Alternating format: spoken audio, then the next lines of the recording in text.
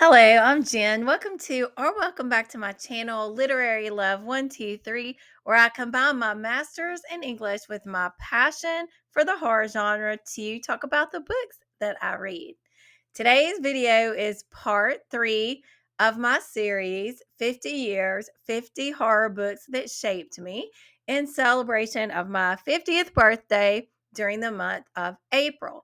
I will link parts 1 and 2 down in the description box below in case you missed them. And after this quick intro, I'll be right back to talk about 10 more horror books that shaped me.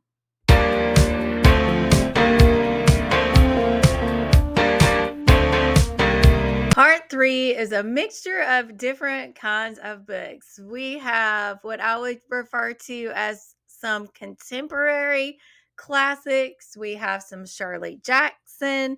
We have some poetry, and we even have some nonfiction. As in the previous editions of this series, I will not go into great detail about each book because that would take a very long time. And the point of this video is just to give you kind of a brief glimpse into 50 horror books that shaped me. So, the first one I want to talk about in this video is from Shirley Jackson, making a second appearance on this series. And I want to talk about The Haunting of Hill House by Shirley Jackson. So, this book, I already was familiar with Shirley Jackson because of The Lottery, but The Haunting of Hill House opened up my eyes to a different type of haunting where, yes, the house is haunted, but the people in it are bringing whatever trauma, whatever from their past into this house, and the people themselves are haunted. And I have to also read the opening of The Haunting of Hill House because the opening of this book also showed me how much can be conveyed in one paragraph and how a house itself can have this sinister presence, this sinister look, how a building itself can be wrong, and how a certain physical space may affect the people who go into that place. So let's just read it. No live organism can continue for long to exist sanely under conditions of absolute reality. Even larks and katydids are supposed by some to dream. Hill House, not sane, stood by itself against its heels, holding darkness within. It had stood so for 80 years and might stand for 80 more. Within, walls continued upright, bricks met neatly, floors were firm, and doors were sensibly shut.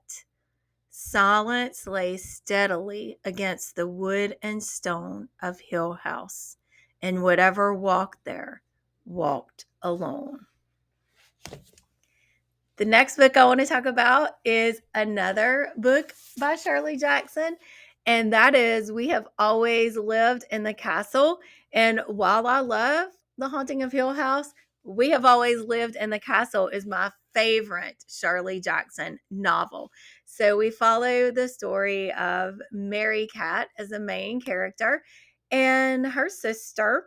And it is believed by the town that her older sister poisoned members of the family. So they live in this kind of reclusive state. Mary Cat goes into town for the supplies that we need, like I'm in the story, the supplies that they need. And she encounters prejudice in the town. And it's really about these sisters, these women existing and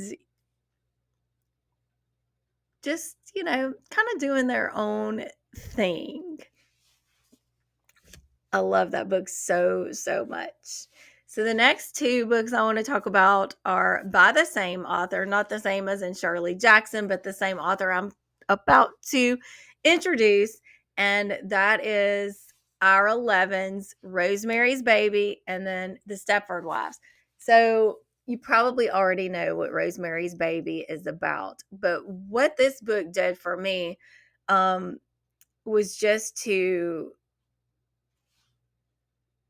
it's so hard. It's kind of hard to put Rosemary's Baby into words, but it showed me the way that a woman's bodily autonomy through a fictionalized idea that it is Satan himself that impregnated her, but nevertheless, she knows something's wrong. She's being gaslit.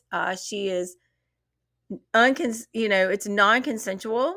The act that she undergoes that produces this baby, which turns out to be the literal son of the devil himself, and the way that she reaches out to her husband for help. Okay, not only does he gaslight her after the fact and keep telling her everything's fine, it's just pregnancy, he is not even just complicit in her abuse. He welcomes it in exchange for success as an actor. So he literally sells his wife's soul and body so that he can get what he wants. And also, when Rosemary reaches out to her OBGYN, she has an initial OBGYN, and then because of her neighbors, Minnie and Roman, who got Guy to that's Rosemary's husband to agree to this situation, they insist that she sees another OBGYN who's actually a part of their witches coven, worshiping Satan, wanting Rosemary to have his baby. And so she goes and sees the new OBGYN. Well, once Rosemary realizes something is wrong and she realizes that there is a conspiracy against her, she goes and sees the other OBGYN. And you think initially he's going to help her. He seems to listen and be attentive. But what does he do? Oh, he just calls her husband and the OBGYN that's in on everything, and reports that, Rosemary is hysterical, right? That lovely, lovely word that gets thrown around. And so she can really trust no one except for an older family friend.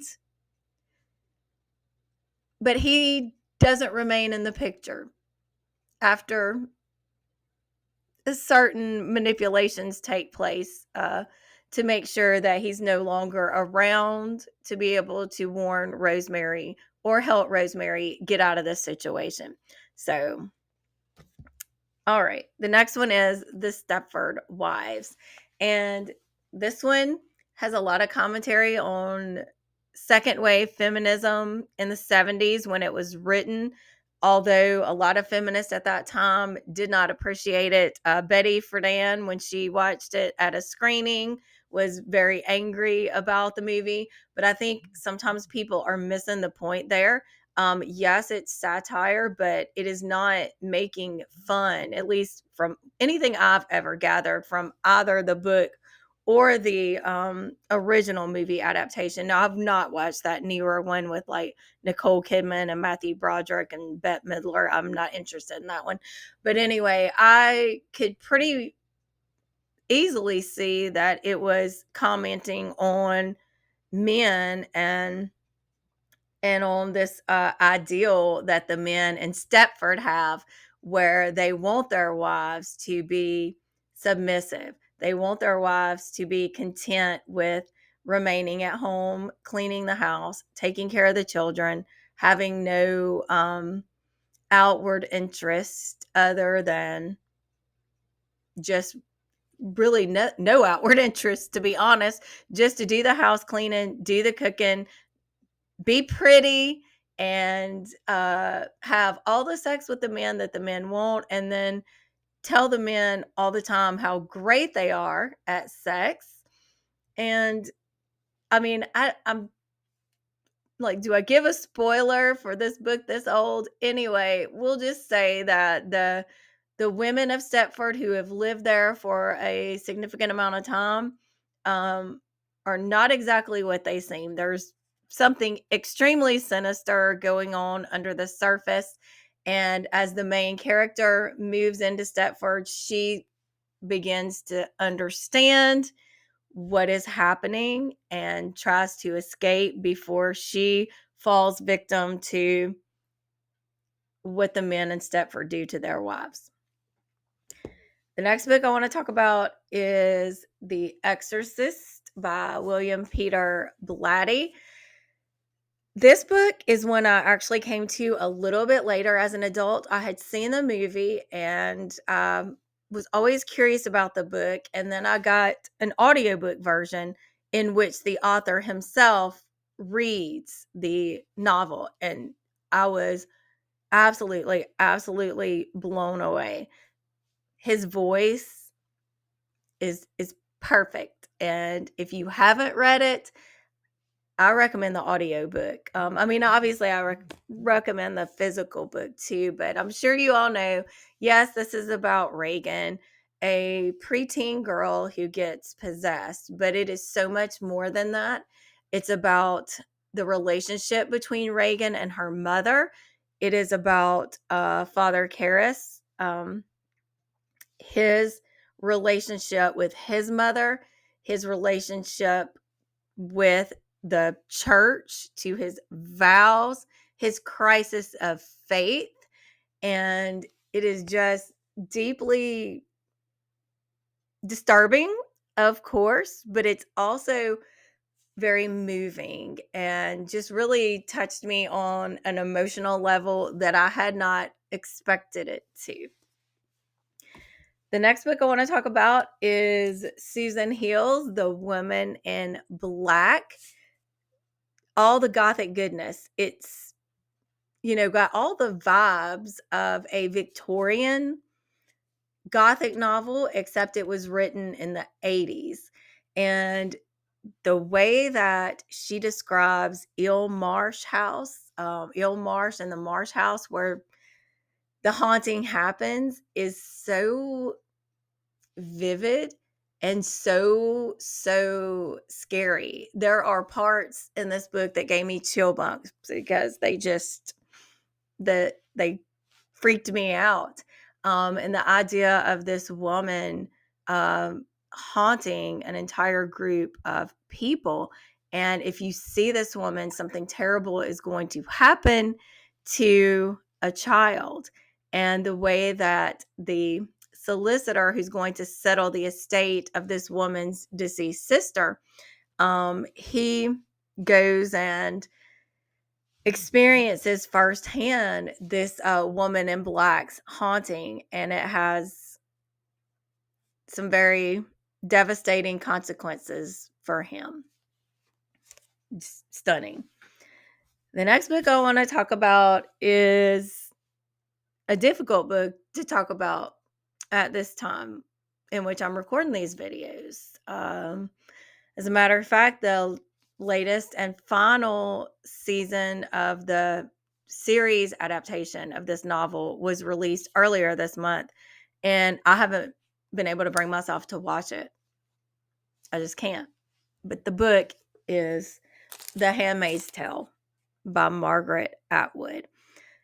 I don't remember how old I was when I first read this book, but it disturbed me greatly. And to know Margaret Atwood said that this was written, yes, as a kind of warning to the United States during the Reagan and the moral majority era in the 80s. But she also has stated, of course, we should know this. Nothing that happens in this book is new in terms of the things that happened in The Handmaid's Tale had been happening, were still happening in various regions around the world. So if you don't know what The Handmaid's Tale is about, there is a coup that takes over the United States government. The Constitution is suspended. Women are no longer allowed to have credit of their own, have bank accounts, have jobs. The elite men in power, Gilead, the ones who have taken over the United States and turned it into Gilead, these wealthy men, they are able to keep their wealth, keep their wives, but then they also get to have handmaids, which are women of childbearing age.